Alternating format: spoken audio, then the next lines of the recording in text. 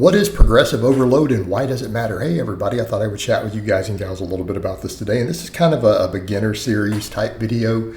So a lot of times when we start discussing progressive overload, a lot of times people new to lifting don't understand what we mean. And progressive overload is basically the idea that we have to slowly work harder in terms of our training, but when we say harder, we mean harder in terms of actual workload, not relative workload, as in it shouldn't necessarily feel harder as you go.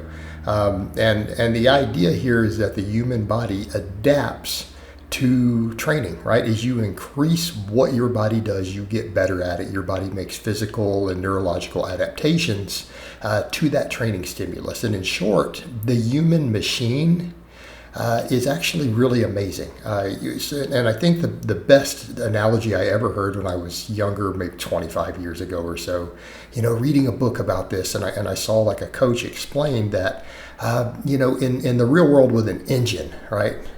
And with an actual physical engine, if you take a 10 horsepower engine and you subject it to a 12 horsepower load, it will eventually break, right? It wears out, it breaks.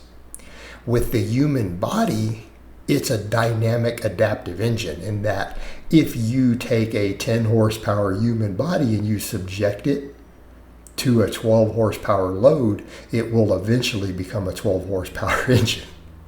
Okay, and that is the prevailing idea. And a lot of that I've discussed stuff with Milo and the Bull all the way back to ancient Greece and their understanding of progressive overload, which is its own fascinating story.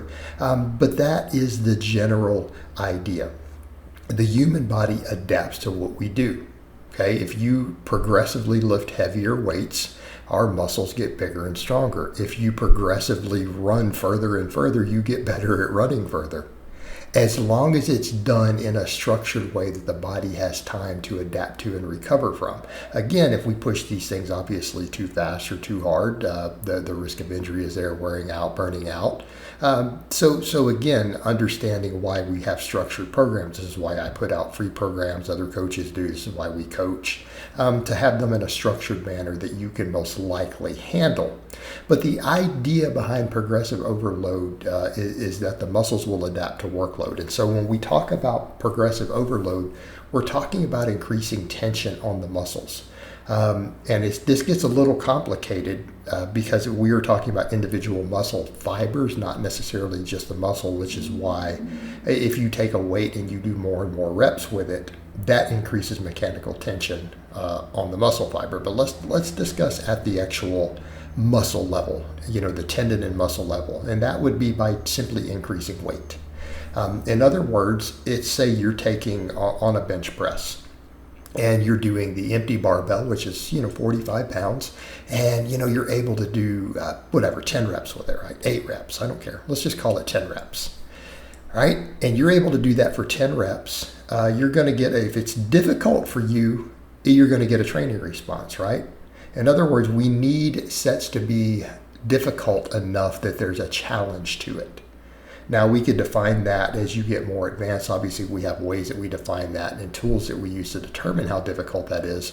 But for the novice, for beginners' purposes, look, as long as it's pretty challenging, you're getting a training response, right? It's kind of hard. Man, if it's hard to do that 10th rep, it felt kind of heavy. Right? There you go. That's enough. Now, if over time you were able to add 5 pounds to that, right? A little 2.5 pound plate per side. Which again, I'm making that clarification. A lot of times novices, when you tell them to add 5 pounds, they're like, do you add 5 pounds per side or do you mean a 2.5 on each side? Well, no, we mean 5 pounds total, right? If a barbell's 45 pounds and you put 5 extra pounds of weight on it, it's now 50 pounds, right? So you put a 2.5 on each side and you're able to get up to 10 reps with that, next time you work out. That is progressive overload. And in that case, that progressive overload is through direct mechanical tension at the tendon and muscular level. Now, that being said, it's also dependent upon you doing the same range of motion and the same technique. Because if you start shortchanging the range of motion, right, well, the tension changes. Because even at the tendon level and the muscular level, The bottom of most exercises, the stretch position, is actually the most difficult. So if you take an inch out, you start stopping 2 inches short of your chest and you increase weight, you may not actually have increased the tension on the muscle. The load is going to be heavier in terms of what your body is moving, but as far as at the actual tendon and the muscle is concerned, it may not have gone up. In fact, it might be the same. So when we talk about adding weight, we are talking about adding weight at the same joint angles, right? In the same position on the body as far as where we're bending and touching and everything. Okay, so it's kind of an important point to make. So when we talk about progressive overload and adding weight, we do mean through the same range of motion, or through even the full range of motion of the exercise, right? Taken into the most difficult parts. So we don't just chase adding load through any means, right? It's not just, oh, as long as we get more weight on there, if I cheat it up or I shortchange it, it counts. No, it doesn't. It's not necessarily increasing load as far as the muscle is concerned. So no. So again, we need to always make that distinction. Now, the other thing to think about is that when we get to that hard work, there's a lot of muscle fibers involved. And again, I'm not going to go into the nuance of that for a beginner's video, other than you have different slow and fast twitch fibers. And usually the faster twitch fibers are the ones that lift the heavy weight.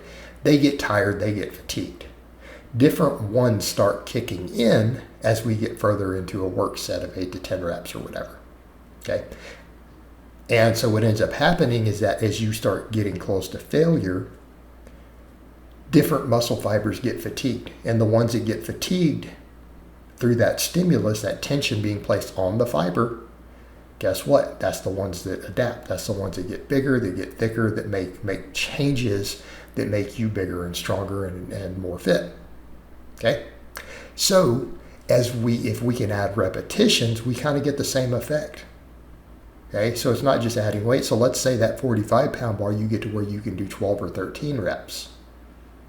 All right, well, the same thing has happened. You're actually creating more mechanical tension, possibly on different muscle fibers. Okay, you're going to get a training response. So when we talk about progressive overload in that regard, that progressive overload is really just about increasing tension on all the individual muscle fibers.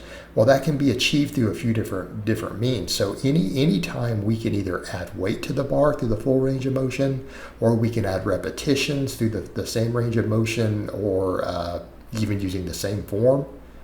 Okay, that counts as progressive overload. And as long as we are seeing that progressive overload present in any form, you are probably getting a positive training response in the body, and it is adapting. If there is no progressive overload, at least for an extended period of time, you are probably just staying the same. All right, guys, but that's really all I have to say on that today. I hope it's been informative, and I'll talk to you guys and gals next time.